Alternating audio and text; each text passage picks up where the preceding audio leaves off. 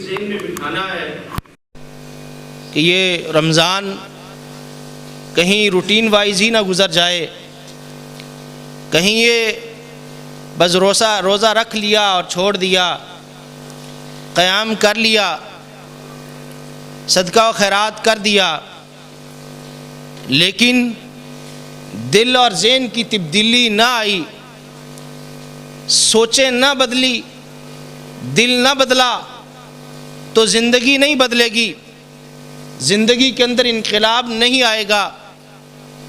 نتیجہ یہ نکلے گا کہ رمضان ہمارے لیے باعث ثواب نہیں بلکہ باعث عذاب بن جائے گا۔ ہمیں اس بارے میں پورے شعور اور ادراک کے ساتھ رمضان کو گزارنا ہے۔ ابتداً ہمیں یہ جاننا چاہیے رمضان المبارک کے اندر جو اعمال ہیں اس کی اپنی اپنی فضیلت ہے۔ روزہ رکھنے کی، قیام کرنے کی، قرآن مجید کی تلاوت کرنے کی، نمازوں کی پابندی کرنے کی، صدقہ و خیرات کرنے کی، فطرانے کی ادائیگی کی، لیلۃ القدر اس کا اہتمام کرنے کی، آخری عشرے کو اعتکاف بیٹھنے کی، سحری افطاری کھانے کی، افطاریاں کروانے کی، یہ اپنے فضائل ہیں، لیکن پورے مہینے کے اپنے فضائل بھی ہیں۔ مسند احمد کے اندر حدیث ہے، حضرت طلحہ بن عبید اللہ رضی اللہ تعالیٰ عنہ کہتے ہیں کہ میں نے 2 صحابہ کے بارے میں خواب دیکھا۔ یہ وہ 2 صحابہ تھے جو کٹھے مسلمان ہوئے تھے۔ ان میں ایک وہ تھا جو بہت زیادہ عبادت کرتا تھا لیکن وہ شہید ہو گیا، اور دوسرا صحابی وہ شہید نہیں ہوا بلکہ 1 سال بعد اس سے فوت ہوا۔ خواب میں کیا دیکھتا ہوں، جو 1 سال بعد فوت ہوا ہے وہ شہید ہونے والے صحابی سے پہلے جنت میں داخل ہو گیا۔ میں نے اس کا تذکرہ لوگوں کے سامنے کیا، لوگوں نے اس کے اوپر تعجب کیا۔ رسول اکرم صلی اللہ علیہ وسلم کے سامنے جب اس کا تذکرہ ہوا تو آپ نے ارشاد فرمایا، کیا تم دیکھتے نہیں ہو کہ جو جنت میں پہلے گیا ہے اس کی زندگی کے اندر رمضان المبارک کا مہینہ آیا، فصامہ، اس کو اس رمضان المبارک کے مہینے کے روزے رکھنے نصیب ہوئے، اور پھر اس نے نمازیں بھی ادا کی، تو اس کی برکت کی وجہ سے اللہ رب العزت نے جس کی زندگی میں رمضان آیا، روزے رکھے، نمازیں پڑھی، چاہے 1 سال کا فرق ہے، شہید سے اتنا عرصہ پہلے چلا گیا جتنا زمین سے لے کے آسمان تک کا خلا کا فاصلہ ہے، اتنا دونوں کے درمیان جنت کے اندر فاصلہ ہے۔ یہ ہے جس کسی کی زندگی کے اندر رمضان آ جائے تو اس کو اپنے آپ کو سعادت مند سمجھنا چاہیے، خوش نصیب سمجھنا چاہیے۔ کس حوالے سے؟ صرف رمضان کے آنے نہیں بلکہ روزے رکھنے کی اللہ کی طرف سے جو توفیق مل جائے تو یہ بڑی سعادت کی بات ہے۔ کتنے لوگ ہیں جو ذہنی طور پہ روزوں کے لیے تیار نہیں ہوتے، کتنے لوگ ایسے ہیں جن کو توفیق ہی نہیں ملتی، کتنے لوگ ایسے ہیں جن کی زندگی میں رمضان آتا ہے لیکن وہ بیماری، نقصان کی صورت میں، پریشانیوں کی صورت میں، دکھوں آلائشوں کی صورت میں مبتلا ہونے کی وجہ سے وہ رمضان کے روزے نہیں رکھ پاتے۔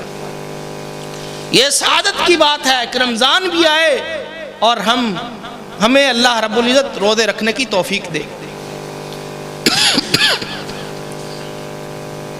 لطائف المعارف کے اندر اسلاف کا یہ قول موجود ہے کہ وہ اللہ رب العزت سے دعا کیا کرتے تھے، اللہم بلغنا الی رمضان، رمضان سے پہلے دعائیں شروع کرتے، یا اللہ ہمیں رمضان مبارک تک پہنچا، اور پھر یہ دعا کرتے جب رمضان آ جاتا، یا اللہ یہ رمضان کے روزے رکھنے کی توفیق دے اور اس کو اپنی بارگاہ کے اندر قبول و منظور فرما۔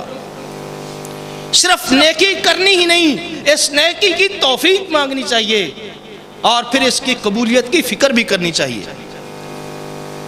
حضرت ابراہیم علیہ السلام اور سیدنا اسماعیل علیہ السلام دونوں نبی ہیں، اللہ کے حکم سے بیت اللہ کو تعمیر کیا ہے، لیکن اس کے باوجود جب تعمیر کر لیا، رضا الہی ہے، حکم الہی ہے اور اللہ کا گھر ہے، دونوں نبی ہیں، بنانے کے بعد فکر یہ ربنا تقبل منا انکا انت السمیع العلیم، اے رب ہماری اس کاوش کو اپنی بارگاہ میں قبول فرما۔ تو یہ روزے رکھنے ہیں اور اس کا خیال رکھنا ہے، اور روزوں کا خیال کس طرح رکھنا ہے؟ جو اس کے حق ہیں اس کو ادا کرنا ہے، جو اس کا تقاضا ہے وہ پورے کرنے ہیں، اور پھر اللہ تعالیٰ سے قبولیت کی دعا بھی کرنی ہے۔ اگر روزے رکھے قبول نہ ہوئے، کتنی بڑی بدنصیبی اور بدبختی ہے۔ رمضان مبارک کے بارے میں قرآن مجید میں اللہ رب العزت نے ارشاد فرمایا، شہر رمضان الذی انزل فیہ القرآن، رمضان کا مہینہ وہ ہے جس میں قرآن نازل ہوا۔ قرآن کلام الہی ہے، عظیم کتاب ہے، بڑے فضائل و مناقب والی کتاب ہے۔ اللہ رب العزت خود قرآن جو عظمتوں والی کتاب ہے اس کو رمضان کے ساتھ جوڑ دیا۔ حضرت عبداللہ بن عباس رضی اللہ تعالیٰ عنہما انہوں نے اس کی وضاحت فرمائی ہے۔ وہ فرماتے ہیں کہ اللہ رب العزت نے لوح محفوظ سے یک بارگی قرآن مجید کو آسمان دنیا پہ نازل کیا، ایک مرتبہ۔ یہ جو قرآن مجید میں ہے کہ یہ رمضان مبارک میں نازل ہوا، اور اس کی 30ویں پارے میں وضاحت ہے کہ یہ لیلۃ القدر کو نازل ہوا۔ تو ایک رات میں جو نازل ہوا ہے یہ لوح محفوظ سے آسمان دنیا پہ نازل ہوا پورا قرآن مجید۔ پھر وہاں سے 23 سال کے عرصے میں تھوڑا تھوڑا کر کے رسول اکرم صلی اللہ علیہ وسلم کے اوپر زمین پہ وحی کی شکل میں نازل ہوا، یوں یہ پایہ تکمیل تک پہنچا۔ تو یہ مطلب ہے اس کا، جو ایک رات نازل ہوا ہے یہ آسمان دنیا پہ لوح محفوظ سے نازل ہوا ہے۔ تو یہ رمضان میں لیلۃ القدر کو نازل ہوا، تو قرآن کی وجہ سے رمضان کو اور زیادہ اہمیت مل گئی، اور زیادہ برکتوں والا ہو گیا۔ صحیح البخاری صحیح مسلم میں رسول اکرم صلی اللہ علیہ وسلم کا رمضان المبارک کے بارے میں فرمان گرامی ہے، اذا دخل رمضان فتحت ابواب السماء، جب رمضان المبارک کا مہینہ داخل ہو جاتا ہے، آ جاتا ہے، تو آسمان کے دروازے کھول دیے جاتے ہیں، اللہ کی رحمت کے، اللہ کی رزق کے، اللہ کی برکتوں کے، اللہ کی طرف سے خیر کے، بخشش کے، اللہ کی طرف سے دروازے کھول دیے جاتے ہیں۔ ایک دروازہ نہیں، فتحت ابواب السماء، ابواب یہ باب کی جمع ہے، آسمان کے دروازے کھول دیے جاتے ہیں۔ وغلقت ابواب جہنم، اور رب کی رحمتوں کا، خیر و برکات کا نزول ہو، مغفرتوں کا نزول ہو، اور ادھر سے جہنم کے دروازے بند کر دیے جاتے ہیں۔ وسلسلۃ الشیاطین، جو انسان کو گناہوں کی طرف لگاتے ہیں، بھٹکاتے ہیں اور اللہ سے دور کرتے ہیں، اور نمازیں چھڑا دیتے ہیں، اور انسان کو حلال و حرام کی تمیز بھلا دیتے ہیں، انسان کے اندر برائیاں لے آتے ہیں، ان شیاطین کو جکڑ دیا جاتا ہے، باندھ دیا جاتا ہے۔ اسی طرح طبرانی میں اور مسند احمد اور سنن نسائی میں رمضان کے بارے میں مزید تفصیل سے حدیث موجود ہے۔ رسول اکرم صلی اللہ علیہ وسلم فرماتے ہیں، اتاکم رمضان شہر مبارک، رمضان کا مہینہ تمہارے پاس آ گیا ہے، شہر مبارک، یہ عام مہینہ نہیں، یہ برکتوں والا مہینہ ہے۔ فرض اللہ علیکم صیامہ، اللہ نے اس مہینے کے روزے رکھنے تمہارے اوپر فرض کیے ہیں۔ ہم اس کی برکتیں تب سمیٹ سکتے ہیں جب ہم کوشش کریں، ہمت کریں اس مہینے کے روزے رکھنے کی اور اس کے تقاضے پورے کرنے کی، اس کے حق ادا کرنے کی، پھر ہمیں یہ شہر مبارک یہ نصیب ہوگا۔ تفتح فی ابواب السماء، آسمان کے دروازے کھول دیے جاتے ہیں۔ وتغلق فی ابواب الجحیم، جہنم کے سارے دروازے بند کر دیے جاتے ہیں۔ وتغلو، اور جو شیاطین ہیں، سرکش اور باغی جنات ہیں، تغلو فی مردۃ الشیاطین، ان باغی جنات و شیاطین کو ان کو جکڑ دیا جاتا ہے، باندھ دیا جاتا ہے۔ للہ فی لیلۃ خیر من الف شہر، اللہ کی طرف سے ایک رات اس مہینے کے اندر، خیر من الف شہر، جو 1000 مہینے سے بھی زیادہ افضل رات ہے۔ یہ کون سی ہے؟ لیلۃ القدر، جو آخری عشرے کے اندر آتی ہے۔ من حرم خیرہا حرم کلہا، جو اس رات کی خیر و برکت سے محروم ہو گیا وہ ہر طرح کی خیر و برکت سے محروم ہو گیا۔ تو یہ اس مہینے کے اندر قرآن کا نزول بھی ہے، اس مہینے کے اندر لیلۃ القدر بھی ہے، اس مہینے کے اندر شیاطین جنات کو باندھ دیا جاتا ہے، اس مہینے کے اندر جنت کے دروازے کھول دیے جاتے ہیں، آسمان کے دروازے کھول دیے جاتے ہیں اور جہنم کے دروازے بند کر دیے جاتے ہیں۔ کوئی دروازہ ایسا ہے جو جنت کا کوئی ایک آدھ بند رہنے دیا جاتا ہو؟ جہنم کا کوئی دروازہ ایک آدھ کھلا رکھا جاتا ہو تھوڑا بہت؟ اس کی وضاحت بھی حدیث میں ہے، ایسا نہیں ہے۔ جامع ترمذی اور سنن ابن ماجہ کے اندر حدیث ہے، رسول اکرم صلی اللہ علیہ وسلم فرماتے ہیں اذا کان اول لیلۃ من شہر رمضان، جب رمضان کے مہینے کی پہلی رات آ جاتی ہے، سفدت الشیاطین ومردت الجن، شیطانوں کو اور ان کے شتونگڑوں کو، شیطانوں کو، باغی سرکش جنات کو، ان سب کو زنجیروں سے باندھ دیا جاتا ہے۔ وغلقت ابواب النار، اور جہنم کے دروازے بند کر دیے جاتے ہیں۔ فلم یفتح منہا باب، دروازے جہنم کے سارے بند، کوئی ایک دروازہ بھی جہنم کا کھلا نہیں رہنے دیا جاتا۔ وفتحت ابواب الجنت، جنت کے سارے دروازے کھول دیے جاتے ہیں۔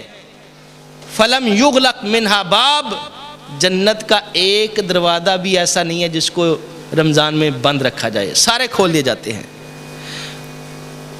یہاں قابل غور بات یہ ہے، جب شیاطین اور جنات کو باندھ دیا گیا ہے، جہنم کے سارے دروازے بند کر دیے، آسمان کے دروازے سارے کھول دیے گئے، جنت کے سارے دروازے کھول دیے گئے، اب ہمارے پاس صرف دو چیزیں ہیں۔ ایک تو وہ ہے جو عام شیاطین ہیں، انسان کے اپنے ساتھ بھی ایک فرشتہ ہے جو موکل جس کو ہم کہتے ہیں، اور ایک جن ہے جو شیطان ہے۔ فرشتہ ہمیں نیکی اور خیر کی طرف رہنمائی کرتا ہے، اس میں ہماری معاونت کرتا ہے، اور جو ساتھ جن ہے یہ شیطان ہے، یہ انسان کو برائی کی طرف راغب کرتا ہے، گناہ کے کام ہمارے لیے وہ آسان کرتا ہے، اس میں ہماری مدد کرتا ہے۔ اب ہمارے اوپر ڈیپینڈ کرتا ہے کہ ہم کس کا ساتھ دیں، کس طرف کو چلیں۔ جدھر کو چلیں گے نولی ما تولیٰ، اللہ پھر ادھر ہی رستہ آسان کر دیتے ہیں، ادھر ہی اس کا رخ موڑ دیتے ہیں۔ فَأَلْهَمَهَا فُجُورَهَا وَتَقْوَاهَا، نیکی اور خیر کی پہچان، اچھائی اور برائی کی تمیز، حق اور سچ کی پہچان، غلط اور صحیح کی، باطل اور حق کی، یہ چھان بیٹک اللہ تعالیٰ نے انسان کے دل میں ڈالی ہے۔ کیا غلط ہے، کیا صحیح ہے، کیا حق سچ ہے، یہ اللہ تعالیٰ نے انسان کے دل میں ڈالا ہے۔ جدھر کو رخ کرے گا ادھر سے انسان کے رستہ آسان ہو جائے گا، ادھر سے حق کی طرف ہے تو فرشتہ مدد کرے گا، اگر گناہ کی طرف، نافرمانی اور بغاوت کی طرف ہے اور اللہ کے حقوق و فرائض چھوڑنے کی طرف ہے تو شیطان مدد کرے گا۔ یہ اتنا معاملہ ہے شیطانوں کا جس کو انسان بآسانی اپنے عمل کی وجہ سے، اپنی نیکیوں کی وجہ سے، اپنے تقوی کی وجہ سے، اپنے گناہ چھوڑنے کی وجہ سے ان کو زیر کر سکتا ہے۔ رسول اکرم صلی اللہ علیہ وسلم فرماتے ہیں کہ میرے ساتھ بھی ایک جن ہے، میرے ساتھ بھی ایک شیطان ہے، لیکن میں نے اس کے سامنے اسلام کو پیش کیا، میں نے اس کو دعوت دی، فاسلما، وہ میرا مطیع ہو گیا، اس نے میری بات کو مان لیا ہے۔ یہ تب ہمارا مطیع ہوگا، تب ہمارا تابع ہوگا، تب یہ ہمارا فرمانبردار بنے گا، خیر کے کاموں میں تب ہماری مدد کرے گا جب ہم اپنے نفس کو پاک کریں گے، اپنے من کو مانج دیں گے اور اپنے دل کو گناہوں کی آلودگیوں سے صاف کریں گے، پھر فرشتہ ہماری مدد کو ہے۔ ایک تو یہ ہے، اور دوسری چیز انسان کا اپنا نفس ہے۔ انسان کے نفس کی تین حالتیں ہیں، نفس امارہ، نفس لوامہ، نفس مطمئنہ۔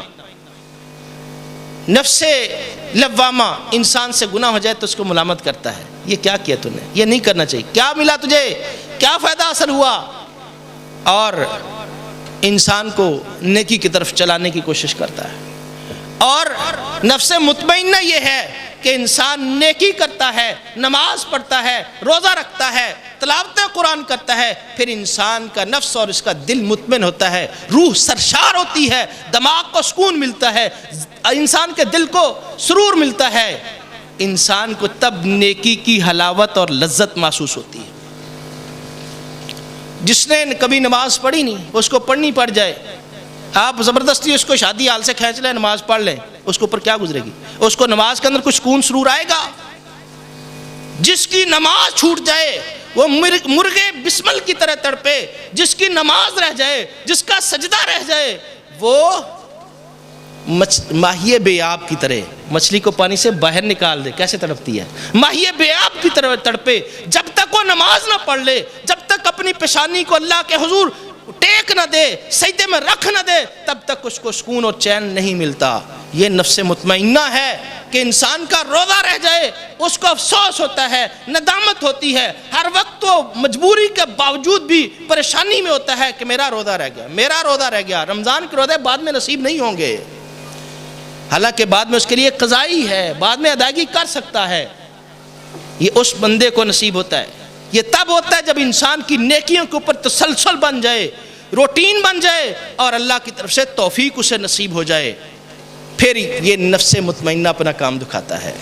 گناہ چھوٹ جائے، برائی رہ جائے، انسان کو اس کے اوپر بھی سکون ملتا ہے کہ جان چھوٹی اس چیز سے، اور نماز رہ جائے انسان بے چین ہو جائے جب تک اس کو پڑھ نہ لے۔ یہ نفس مطمئنہ ہے۔ نیکی ایسا عمل ہے انسان کر لیتا ہے، پیسہ نیکی کی راہ میں خرچ کر لیتا ہے، روزہ رکھا ہے اللہ کے لیے اور نماز پڑھی ہے اللہ کے لیے۔ جب کبھی انسان کو اللہ کے لیے کی ہوئی نیکی یاد آتی ہے، انسان کو وہ نیکی یاد کر کے بھی انسان کو سکون ملتا ہے، انسان کے دل کو خوشی نصیب ہوتی ہے۔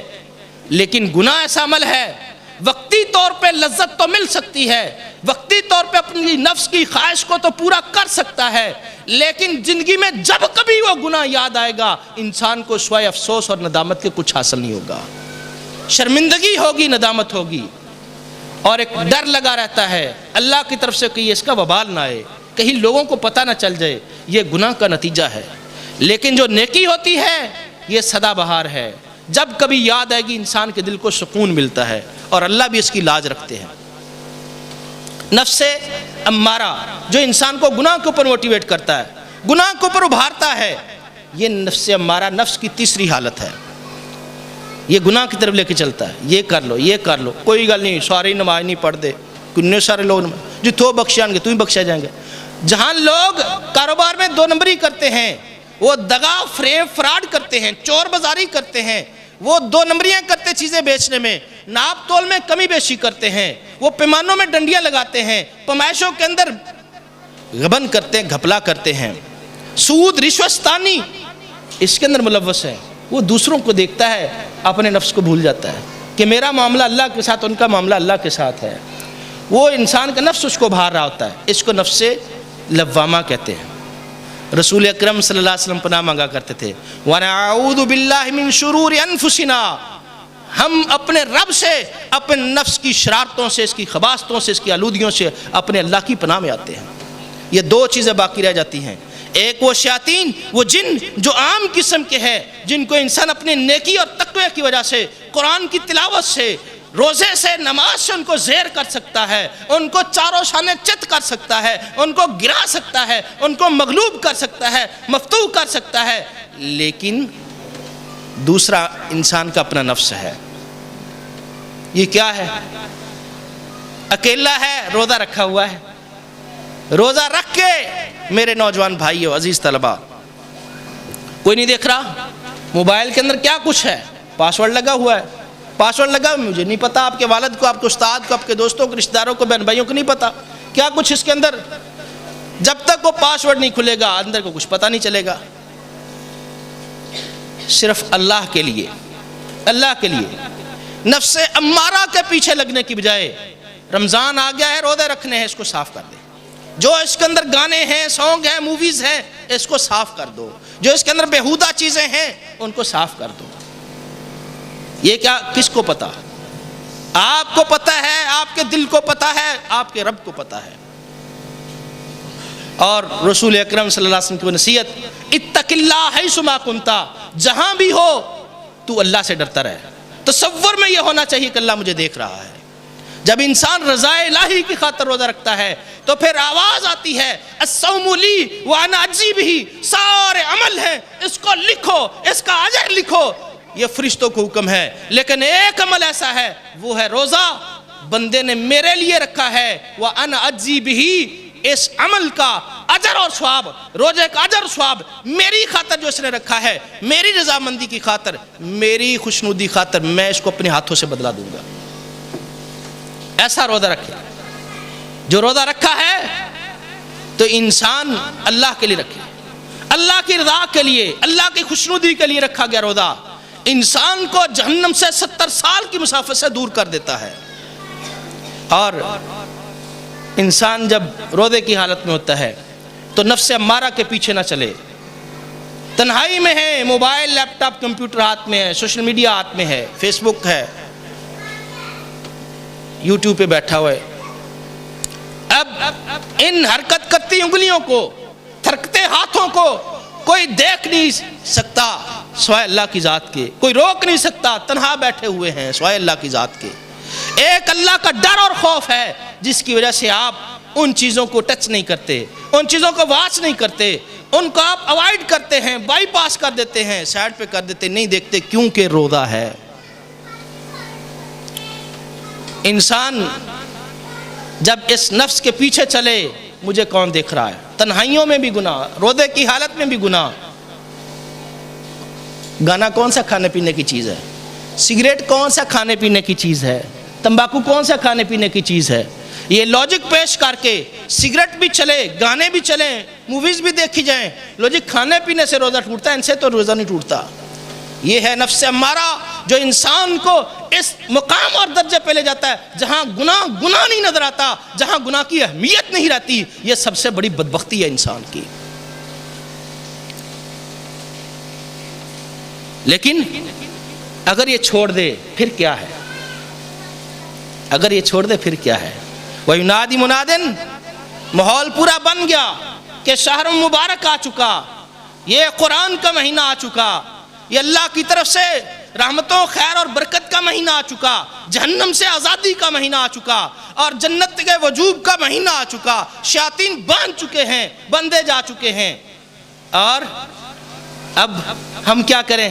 اللہ کی طرف سے آواز لگتی ہے، صدا آتی ہے، وَيُنَادِ مُنَادٍ یا باغی الخیر اقبل، اے نیکیوں کے چاہنے والے، نیکیوں کرنے والے، اب تو آجا، جنت کے سارے دروازے کھول دیے ہیں، رحمتوں کے دروازے کھول دیے ہیں، برکتوں والا مہینہ آ گیا ہے، اب تو آجا، اب تو نیکیاں کر لے، اب تو اپنے گناہوں کی بخشش کروا لے۔ وَيَا بَاغِيَ الشَّرِّ اکثر، اے گناہوں کو چاہنے والے، اے گناہوں کے دل دادا، اے گناہوں کی دلدل میں پھنسے ہوئے شخص، اکثر اب تو شیطان باندھی ہیں، جنات باندھی ہیں، اب تو جہنم کے دروازے بند کر دیے ہیں، اب تو رب کی رحمت بھی جوش میں ہے، اب تو جہنم سے آزادی کے ٹکٹ مل رہے ہیں، جنت کے سرٹیفکیٹ بانٹے جا رہے ہیں۔ اکثر اب تو گناہوں کو چھوڑ دے، اب تو گناہوں سے ہاتھ والا رکھ۔ یہ اللہ کی طرف سے اعلان ہوتا ہے ہمارے لیے۔ مزید وَلِلَّهِ وَتَقَاءُ مِنَ النَّارِ وَذَلِكَ كُلَّ لَيْلَةٍ، ایک اور صدا لگی۔ یہ گناہوں کا معال اور نتیجہ انجام یہی ہے کہ انسان گناہوں کے، نفس امارہ کے، شیاطین کے پیچھے چلتا چلتا جہنم میں جا گرے گا۔ لیکن اعلان ہوتا ہے گناہوں کو چھوڑ دے، نیکیوں کی طرف آ جا، یہ ہے تقویٰ، یہ ہے روزے کا مقصد، یہ ہے رمضان کا مقصد۔ رہی جہنم، وَلِلَّهِ وَتَقَاءُ مِنَ النَّارِ وَذَلِكَ كُلَّ لَيْلَةٍ، اللہ کی طرف سے روزانہ کی بنیاد پہ پورے رمضان میں ہر روز لوگوں کو جہنم سے کثرت سے آزاد کیا جاتا ہے۔ ہم بھی دعا کریں، ہم بھی کوشش کریں، اللہ ہمیں بھی جہنم کی آگ سے آزاد کر دے، اللہ ہمیں بھی اپنی رحمتوں کا، برکتوں کا مستحق بنا دے، اللہ ہمیں بھی جنت کا وارث بنا دے۔ اب ایک اور بات، یہ ہوگا کیسے؟ مقصد کو سمجھیں، لعلکم تتقون، تاکہ تم متقی بن جاؤ۔ متقی کہتے کسے ہیں؟ گناہوں کو چھوڑ دینا، گناہوں کو خیر بات کہہ دینا، اور اپنے آپ کو نیکیوں کے رستے پہ لگا اور چلا دینا، یہ تقویٰ سادہ لفظوں میں۔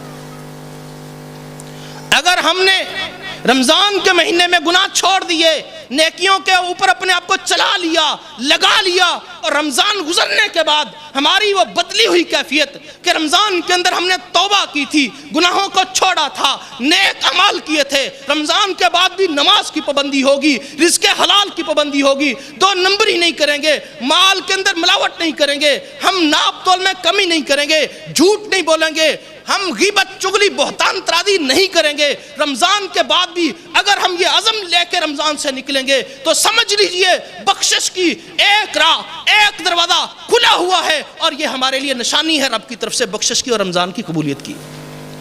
اگر نہیں تو پھر سنیے گا، رسول اکرم صلی اللہ علیہ وسلم نے جامع ترمذی اور صحیح ابن حبان کی روایت ہے، آپ نے منبر کے زینے کے اوپر قدم رکھا، آمین کہا، 1 2 3 تینوں کے اوپر قدم رکھتے ہوئے آپ نے آمین کہا تھا۔ یہ حدیث آپ نے سن رکھی ہے، میں اس لیے اختصار سے بیان کرتا ہوں۔ ان میں ایک زینے پہ جب قدم رکھا تھا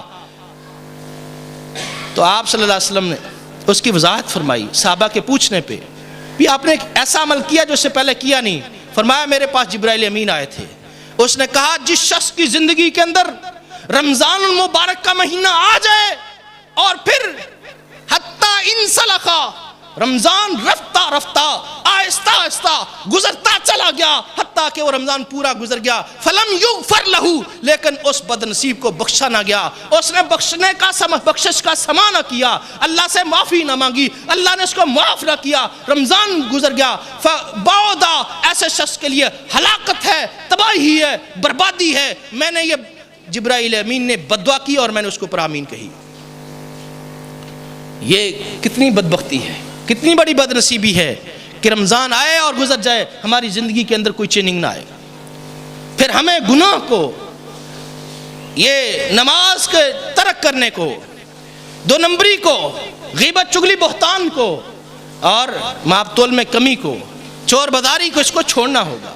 اگر ہم چھوڑنے کے لیے تیار ہیں تو سمجھے ہمارے روزے کی قبولیت کی ایک نشانی ہے اور پھر مغفرت کی یہ صدا ہے، اگر نہیں تو پھر بددعائے جبرائیل امین ہے، آمین رسول کریم صلی اللہ علیہ وسلم کی ہے، کیونکہ رمضان کے بعد ہماری زندگی میں کوئی تبدیلی نہیں آئی، صرف یہ تھا کہ روٹین کا رمضان آیا اور گزر گیا، ہم نے روزے بھی رکھے، نمازیں بھی پڑھی، تلاوت قرآن بھی کیا، اور زکوٰۃ بھی ہم نے دی، عشر بھی دیا، اور ہم نے فطرانہ بھی دیا، وہ روٹین کا عمل تھا، ایک مسلمان ہونے کے ناطے سے روٹین کا کرتے رہے۔ لو جی اتنا کچھ کر کے بھی قبول نہیں ہوتا، عاملۃ ناصبہ تصلی نارا حامیہ، قرآن مجید میں اللہ تعالیٰ کہتے ہیں عبادتیں کر کر کے پیشانیوں کے اوپر نشان پڑ چکے، عبادتیں کر کے پیشانیوں کے اوپر گٹے پڑ چکے ہیں، لیکن ایسے لوگوں کو جہنم کی بھڑکتی آگ کے اندر ان کو ڈال دیا جائے گا۔ اور قرآن مجید میں اللہ تعالیٰ ایک اور مقام پہ بھی ارشاد فرمایا ہے، انما یتقبل اللہ من المتقین، گناہ کو چھوڑو گے، نیکیوں کے رستے کے اوپر اپنے آپ کو لے کے آؤ گے، پھر اللہ تعالیٰ ایسے متقین کی نیکیوں کو، ان کے نیک اعمال کو پھر اللہ قبول کریں گے۔ انما جسٹ اونلی کے لیے استعمال ہوتا ہے، یہ شرط عائد کی ہے۔ ہمیں اگر اللہ کی بارگاہ میں اپنے روزوں کو پیش کرنا ہے، رمضان کو پیش کرنا ہے، پھر اس رمضان کو ہم نے صاف گناہوں سے پاک معاف کروا کے اللہ تعالیٰ سے اپنے گناہوں کو اس طرح گزارے۔ آئیے ایک ہلکی سی جھلک، وقت اپنے اختتام کی طرف بڑھ رہا ہے۔ رسول اکرم صلی اللہ علیہ وسلم فرماتے ہیں من صام رمضان ایمان و احتسابا غفر له ما تقدم من ذنبه، صحیح البخاری کی روایت، ابو ہریرہ رضی اللہ عنہ کے راوی ہیں، جس شخص نے من صام رمضان، رمضان مبارک کے مہینے کے روزے رکھے، ایمان و احتسابا، ایمان کی حالت میں، ثواب کی نیت سے، بعض ہوتے ہیں فارمیلٹی پوری کر نہیں رکھا لوگ کیا کہیں گے، افطاری پہ جانا ہے، اگر روزے رکھیں گے ڈائٹنگ شائٹنگ ہو جائے گی، ذرا جسم سلم سمارٹ ہو جائے گا، اس نیت سے رکھتے ہیں، یہ ثانوی حیثیت رکھتا ہے، اصل جو ہے وہ اللہ کی رضا اور خوشنودی ہے، حکم الہی کے سامنے تعمیل کرنی ہے۔ اگر اللہ کی رضا مقصود ہے، اپنے گناہوں کی بخشش مقصود ہے، تو پھر اللہ کی طرف سے یہ پیغام ہے غفر لہ ما تقدم من ذنبہ، انسان کی زندگی کے پچھلے گناہ معاف کر دیے جاتے ہیں۔ یہ ہے رمضان کے آنے کا مقصد، روزے رکھنے کا مقصد۔ دوسری حدیث، من قام، جو بندہ رات کو نماز تراویح ادا کرتا ہے، من قام رمضان، ایمان و احتساباً غفر له ما تقدم من ذنبه، صحیح البخاری کی روایت ہے، جو قیام رمضان کرتا ہے، نماز تراویح ادا کرتا ہے ایمان کی حالت میں ثواب کی نیت سے، اللہ خوش کرنے کی خاطر، غفر له ما تقدم من ذنبه، اللہ تعالیٰ اس کی زندگی کے پچھلے گناہوں کو معاف کر دیتے ہیں۔ ہم کہتے سارا دن بھوکے پیاسے گزارا، یہ نہیں ہم سے ہوتا۔ مسند احمد کی صحیح حدیث ہے، رسول اکرم صلی اللہ علیہ وسلم فرماتے ہیں جو بندہ حالت روزہ میں فوت ہو جائے وہ بندہ سیدھا جنت میں جائے گا۔ روزے کی حالت ہم ڈرتے رہتے ہیں، بی پی چھوٹ کر جائے گا، شوگر لیول لو ہو جائے گا، پتہ نہیں کیا بن جائے گا، طبیعت کچھ ٹھیک نہیں، اپ سیٹ ہے، نیتوں کو اللہ تعالیٰ جانتے ہیں۔ بعض لوگ تھوڑا سا کچھ ہو جائے روزہ چھوڑ دیتے ہیں، یا تھوڑا سا معاملہ بنا میری طبیعت بگڑ سکتی ہے، ڈاکٹر کہہ رہا تھا نہ رکھیں تو بہتر ہے، اس لیے روزہ ہی نہیں رکھا، یا رکھا تو چھوڑ دیا۔ اور بعض نوجوان لا علمی کی وجہ سے وہ روزہ رکھتے نہیں، یا رکھ لیا تو نبھاتے نہیں، رکھتے نہیں یا رکھ لیا تو نبھاتے نہیں، دونوں باتیں سنیے۔ صحیح البخاری کی روایت ہے، عمر فاروق رضی اللہ تعالیٰ عنہ ان کے سامنے نسوان ایک شرابی کو لایا گیا، اس نے شراب پی رمضان کے مہینے میں، اس کو حضرت عمر فاروق رضی اللہ تعالیٰ کوڑے مارے، سزا دی شراب پینے کی، اور ایک جملہ بولا، کہا کہ ہمارے چھوٹے بچے بھی رمضان میں روزے رکھتے ہیں اور تم نے رمضان المبارک کے اندر شراب پی ہوئی ہے، اس کا سزا دی، سزا دینے کے بعد اس کو جلا وطن کیا کہ اس کو شام کے علاقے کی طرف نکال دو۔ دوسرا واقعہ صحیح بخاری میں ازواج مطہرات میں سے بیان کرتی ہیں کہ رمضان المبارک کا مہینہ، اس کے روزے فرض ہونے سے پہلے عاشورہ 10 محرم کا روزہ یہ پہلے فرض تھا،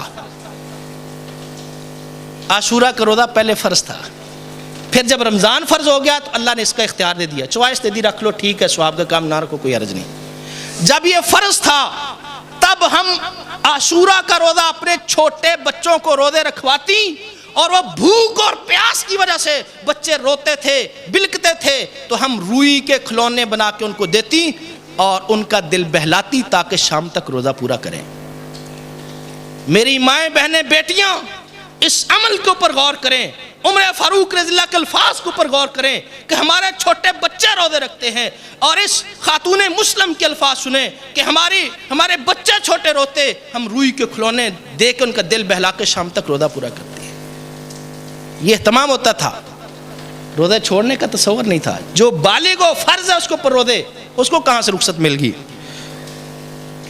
رخصت کی بات سنیے، صحیح ابن حبان میں روایت ہے صحیح سند کے ساتھ، رسول اکرم صلی اللہ علیہ وسلم کے پاس 2 فرشتے آئے، آپ سو رہے تھے، آپ کو اٹھایا، کہا اٹھیے چلیے ہمارے ساتھ، آپ چل دیے۔ آپ فرماتے ہیں مجھے ایک پہاڑ کے پاس لے کے چلے گئے اور کہنے لگے اے ساتھ اوپر چڑھ۔ میں نے کہا لا اطیق، پہاڑ اتنا اونچا میں تو اوپر نہیں چڑھ سکتا۔ کہنے لگے سنسہلک، آپ چڑھے اوپر، ہم آپ کی سپورٹ کرتے ہیں، ہیلپ کرتے ہیں آپ کی، آپ اوپر چڑھے۔ رسول اللہ صلی اللہ علیہ وسلم میں اوپر چڑھ گیا، وہاں پہ چیخو پکار، رونے آہو، رونے پیٹنے کی آوازیں آ رہی۔ میں نے کہا کس چیز کی آوازیں؟ کہا گیا یہ جہنمیوں کی آوازیں آ رہی رونے پیٹنے کی۔ تھوڑا سا اور آگے گئے تو پھر میں نے دیکھا کچھ لوگ الٹے لٹکے ہوئے، یہ جیسے پنکھے چھت کے ساتھ لٹکے ہوئے، کچھ لوگ الٹے لٹکے ہوئے ہیں اور ان کی باچھیں چری ہوئی ہیں اور منہ سے خون کے فوارے پھوٹ رہے ہیں، خون نکل رہا۔ میں نے پوچھا یہ کون لوگ ہیں؟ یہ کافر نہیں تھے، یہ منافق نہیں تھے، یہ بنی اسرائیل کے کوئی لوگ نہیں تھے، یہودی عیسائی نہیں تھے، کون تھے؟ مجھے بتایا گیا تیری امت کے یہ وہ لوگ ہیں جو پہلے ہی روزہ چھوڑ دیتے تھے، جو پہلے ہی روزہ افطار کر دیتے تھے، نبھاتے نہیں تھے، شام تک روزہ پورا نہیں کرتے تھے، جو روزہ نبھاتے نہیں ہیں، توڑ دیتے ہیں، اس کی پرواہ نہیں کرتے، جو ویسے ہی چھوڑ دیتے ہیں۔ اس حدیث کو مد نظر رکھیں۔ اور دوسری طرف انعام دیکھیں، من قام رمضان ایمانا واحتسابا غفر له ما تقدم من ذنبه۔ سنن نبی داؤد میں حدیث ہے، رسول اکرم صلی اللہ علیہ وسلم فرماتے ہیں جو بندہ نماز تراویح امام کے ساتھ من سلم علی الامام حتی ینصرف کتب له قیام لیلۃ، جو شخص امام کے ساتھ آتا ہے، عشاء کی نماز پڑھتا ہے، نماز تراویح ادا کرتا ہے اور امام کے ساتھ سلام پھر کے جاتا ہے، کتب له قیام لیلۃ، اللہ تعالیٰ اس کے نامہ اعمال میں ساری رات تہجد کا ثواب لکھ دیتے ہیں۔ یہ صحیح روایت ہے۔ ہم کہتے نفل ہی پڑھنے آؤ سویرے اٹھ کے پڑھ لیں گے۔ رمضان مبارک کے اندر امام کے ساتھ قرآن زیادہ پڑھا جاتا ہے، قیام زیادہ ہو جاتا ہے، سماعت زیادہ ہو جاتی ہے۔ اگر دن بھر کے تھکے ہیں، اگر گرمی تھی، روزہ لگا ہوا تھا، کام کاج میں مصروف تھے، بستر چھوڑا تھا، نیند آ رہی تھی، تو وہ قدردان نہیں ہے، وہ قدردان اور مہربان نہیں ہے، اسے نظر نہیں آ رہا۔ اس نے بھی اتنا پروٹوکول دے رکھا ہے کہ اس کے بدلے میں تیری زندگی کے گناہ معاف کر دیے جائیں گے، اس کے بدلے میں ساری رات تہجد کا، قیام اللیل کا ثواب لکھ دیا جائے گا۔ صحابہ کرام لاٹھیاں لے کے موطا امام مالک کی روایت ہے، حالانکہ عام روٹین میں یہ ہے کہ آپ قیام کریں، جتنا ممکن ہو سکتا کر لیں، تہجد پڑھ لیں، جب تھک جائیں آپ۔ رسول اللہ صلی اللہ علیہ وسلم دیکھیں ایک ستون سے دوسرے ستون تک رسی بندھی ہوئی ہے، آپ نے کہا ہلو، اس کو کھول دو۔ یہ کیوں باندھی؟ کہا فلاں عورت آتی، جب نماز پڑھتی، جب تھک جاتی اس کے ساتھ ٹیک لگا کے پڑھتی، آپ نے کہا اس کو کھول دو، تم تھک جاؤ گے اللہ نہیں تھکیں گے، اللہ دیتا جائے گا، تم نہیں تھکو گے، تم تھک جاؤ گے اللہ نہیں تھکے گا۔ یہ عام روٹین یہ ہے، لیکن رمضان کے اندر صحابہ کرام موطا امام مالک میں ہے کہ وہ لاٹھیوں کی ٹیک لگا کے کھڑے ہو کے قیام کرتے تھے، نماز تراویح ادا کرتے تھے جب تھک جاتے تھے۔ اس قدر اہتمام ہے، اہتمام آخر اہتمام ہوتا ہے۔ من قام لیلۃ القدر ایمانا واحتسابا غفر له ما تقدم من ذنبه، جو شخص رمضان کے آخری عشرے میں لیلۃ القدر کو قیام کرتا ہے ایمان کی حالت میں ثواب کی نیت سے، اللہ تعالیٰ زندگی کے گزشتہ گناہوں کو معاف کر دیتے ہیں۔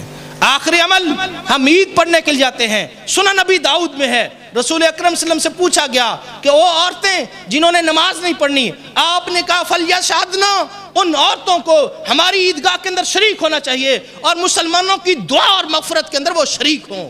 یہ صحیح سند سے روایت ہے، اس سے یہ پتہ چلتا ہے یہ دعا کی قبولیت کا دن ہے عید والا دن، اور یہ جہاں عیدگاہ میں ہم کٹھے ہوتے ہیں، نماز عید کے لیے کٹھے ہوتے ہیں، وہاں اللہ کی طرف سے بخشش بھی ہوتی ہے۔ رمضان شروع ہوا، بخشش شروع ہوا، روزہ بخشش کے لیے، قیام بخشش کے لیے، قرآن بخشش کے لیے، قرآن شفاعت کے لیے، اور لیلۃ القدر کا قیام یہ بخشش کے لیے، عید کی نماز پڑھنے کے لیے گئے بخشش کے لیے۔ علی رضی اللہ سے پوچھا سوکھے ٹکڑے کیوں کھا رہے ہو، عید کا دن ہے؟ کہا ہمارا تو ہر وہ دن عید کا دن ہے جس دن ہم سے گناہ نہ ہو، جس دن ہم گناہ سے بچ جائیں، ہمارا دن ہر وہ دن عید کا دن ہوتا ہے۔ تو گزارش یہ ہے کہ ہم اپنے گناہوں کی اللہ تعالیٰ سے معافی مانگیں اور روزے کا اہتمام کریں اور نمازوں کی پابندی کریں، قیام کی پابندی کریں، صدقہ و خیرات کریں، اور پھر ان اعمال کی قبولیت کی اللہ تعالیٰ سے دعا بھی کریں، فکر مند بھی رہیں۔ اگر یہ قبول ہو جائے تو پھر انسان کی زندگی سنور و سدھر جاتی ہے، اور یہی رمضان کا مقصد ہے، لعلکم تتقون۔ اگر کچھ نہ بدلا، صرف رمضان کے دن آئے اور بعد میں وہی روٹین رہی، تو جبرائیل امین کی بددعا اور رسول کریم صلی اللہ علیہ وسلم کی آمین۔ اللہ تعالی ہمیں ایسی بدبختی سے بچائے، اللہ تعالی ہمارے گناہوں کو معاف فرمائے، نیک اعمال کرنے کی توفیق عطا فرمائے، آمین۔ وآخر دعوانا الحمدللہ رب العالمین۔